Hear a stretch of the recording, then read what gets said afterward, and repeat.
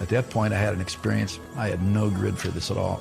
My inner being, my spirit man, went perpendicular to my body, and I was like immediately ejected and transported, and I all of a sudden was thrust into a spiritual dimension. I looked at myself, and there was nothing wrong with me. This was a real place. And I was also traveling. I had no control of what was going on. I was like on an upward glide path, and I saw a white portal in the distance, and I felt a peace about emanating from it. So I was heading towards there, and then I felt a pressure like on my right side, just as I was about there, and I looked into something I can only describe as blacker, an abyss that was blacker than black. This was eternal. This thing, the more I looked at it, the more it closed to where I was almost by this white portal, and it was eclipsing it, and I cried out the same clumsy, desperate thing I'd said in the ambulance, in the emergency room, on the operating table.